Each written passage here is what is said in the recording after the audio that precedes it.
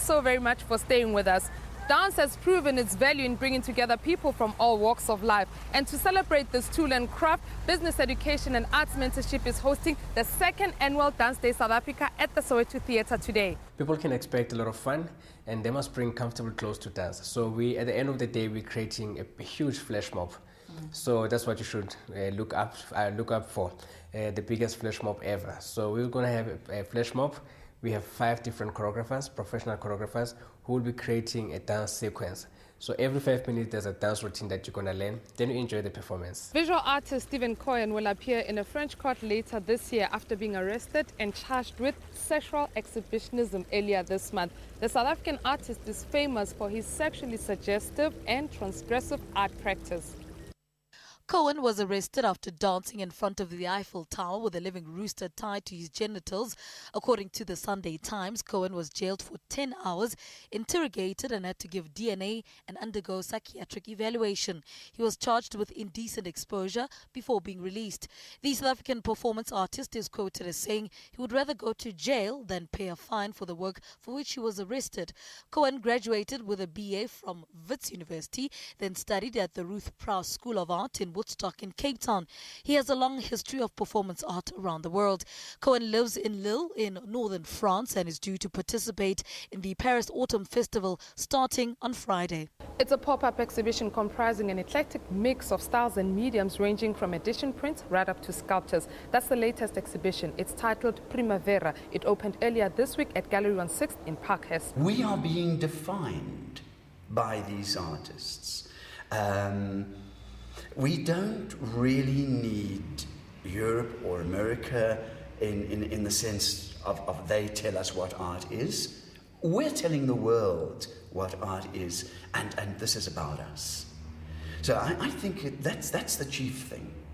And that there's quality. There's Mbongeni Buthelezi behind me here, working in South Africa with the commonest materials. He picks up plastic and he melts it onto his canvases or his boards, and out of this clutter of local stuff emerge figures, and they're real too. The interactive Durban Electronic Festival, which takes place over 2 days in eThekwini, comes to an end today. This music gathering is aimed at entertaining, educating and enhancing the ever-growing Durban music scene.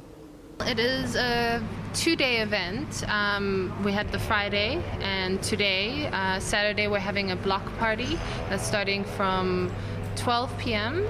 till 10 p.m. in the evening with 2 stages, lots of local DJs as well as international DJ from Australia, and it's a festival. It's a time for everybody to get together and enjoy electronic music. It's sort of the culmination of a whole lot of work that people have been doing for like the last 10 to 15 years. I've been involved in the entertainment scene of music for a long time, and it all seems to have been going up and up and up until this moment where we've actually got together and created a festival which sort of ties all of that work together and puts it out into 2 days where everyone can, just have a big party.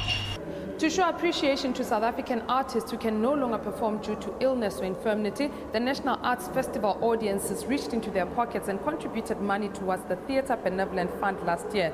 They've done it again, and this year they raised 54,000 rands, which Standard Bank matched, bringing the total amount to 108,000 rands. The problem is that a lot of performing arts workers have never been able to get involved with pension funds or medical aids, because it's a gypsy life. There's very little job security in the performing arts, either as a performer or as a technician. And so these are people who are no longer really able to help themselves, and we're there to help them with medical costs, monthly allowances, and funerals, sadly.